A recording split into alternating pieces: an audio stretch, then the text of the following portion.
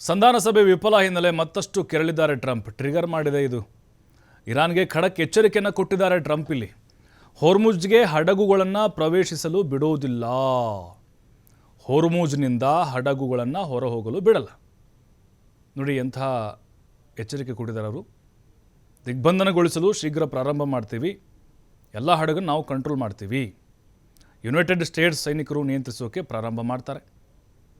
ನೋಡಿ, ಇರಾನ್ಗೆ ಖಡಕ್ ಎಚ್ಚರಿಕೆಯನ್ನು ಕೊಟ್ಟಿದ್ದಾರೆ. ಅಂದರೆ ಈಗ ಅಲ್ಲೇನೋ ಹಡಗುಗಳು LPG ಹೊತ್ಕೊಂಡು ಅಥವಾ ಏನೋ ಕಚ್ಚಾ ತೈಲವನ್ನು ತುಂಬಿಕೊಂಡು ಅಥವಾ ಏನೋ ಸಾಮಗ್ರಿಗಳನ್ನ ಹೊತ್ಕೊಂಡು ಬರ್ತಾವಲ್ಲ, ಅದನ್ನು ನಾವು ಕಂಟ್ರೋಲ್ ಮಾಡ್ತೀವಿ, ನಾವು ರೂಟ್ ಹೇಳ್ಕೊಡ್ತೀವಿ ಅವರಿಗೆ, ನಾವು ಟೋಲು, ಅಲ್ಲಿ ನಮ್ಮ ಸೈನಿಕರು ಇರ್ತಾರೆ.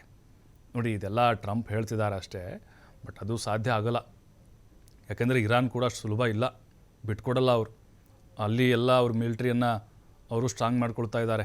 ಕಾರ್ಗ್ ದ್ವೀಪ ಮತ್ತು ಹಾರ್ಮುಜ್ ಸುತ್ತಮುತ್ತ ಅವ್ರದ್ದು ಎಲ್ಲ ಮಿಸೈಲ್ಸ್ ಇದ್ದಾವೆ, ಎಲ್ಲ ಶೇಖರಣೆ ಮಾಡ್ತಿದ್ದಾರೆ. ಅಮೇರಿಕ ಇಲ್ಲೇನಾದರೂ ಶುರು ಮಾಡಿದ್ರೆ ಅಧಿಕೃತವಾಗಿ ಅಲ್ಲಿಂದಲೂ ಕೂಡ ಡ್ರೋನ್ಗಳಿಂದ ಅಟ್ಯಾಕ್ ಮಾಡ್ಬೋದು. ಜೊತೆಗೆ ಅವರು ಎಲ್ಲವೂ ಕೂಡ ಈಗ ರೆಡಾರ್ಗಳನ್ನ ಇಟ್ಟಿದ್ದಾರೆ. ದೊಡ್ಡ ಮಟ್ಟದಲ್ಲಿ ಯುದ್ಧ ಆಗಬಹುದು. ಅಮೇರಿಕ ಏನಾದರೂ ಹೋರ್ಮುಜ್ ಮೇಲೆ ಅಧಿಕೃತವಾಗಿ ಈ ರೀತಿಯಾದಂಥ ವಾರನ್ನು ಶುರು ಮಾಡಿಬಿಟ್ರೆ, ಬಟ್ ದೊಡ್ಡ ಮಟ್ಟದ ನಷ್ಟ ಆಗ್ಬೋದು ಇಲ್ಲಿ.